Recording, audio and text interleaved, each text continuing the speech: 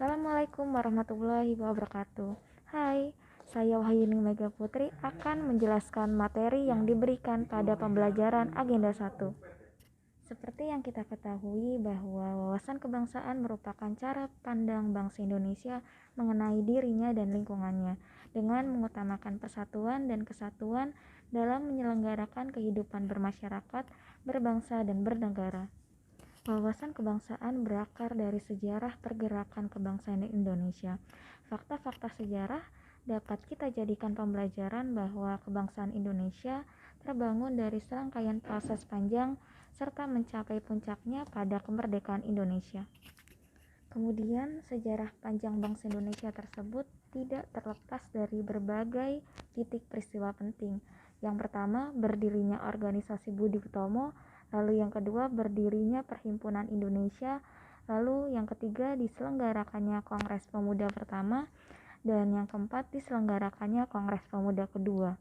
Lalu dibentuk juga BPUPKI dan dibentuk pula PPKI.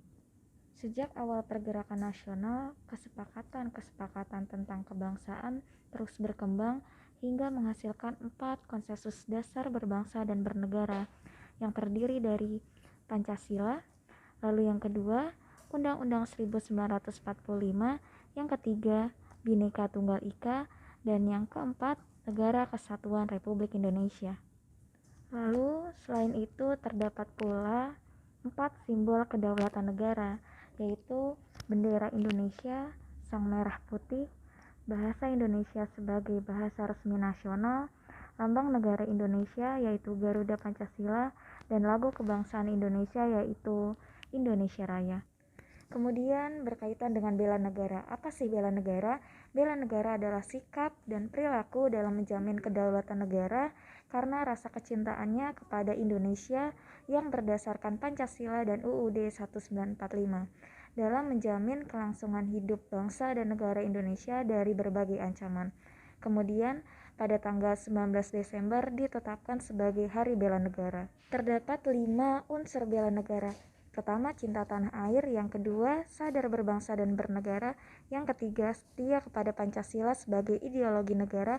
Yang keempat, rela berkorban untuk bangsa dan negara.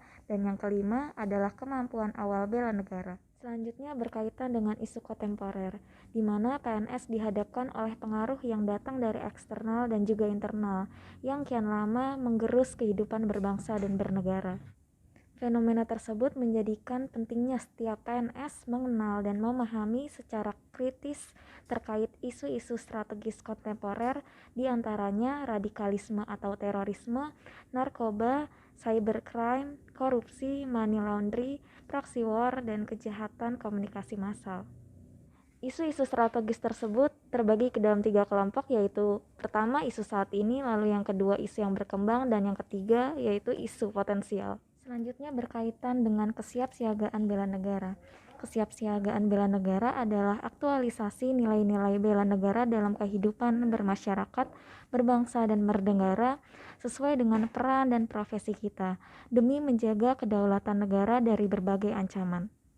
Apa sih yang dapat kita lakukan? Yaitu dengan melakukan aksi bela negara seperti menggunakan produk dalam negeri, mengikuti vaksinasi COVID-19, menerapkan protokol kesehatan, menolong orang lain, dan bersikap ramah. Dari ketiga materi tersebut, manfaat yang dapat saya terima yaitu saya dapat menanamkan rasa kecintaan kepada bangsa dan patriotisme sesuai dengan kemampuan diri saya, lalu dapat mengetahui isu-isu terkini dan memiliki jiwa kepemimpinan, serta saya dapat membentuk sikap disiplin waktu dan membentuk solidaritas antar rekan.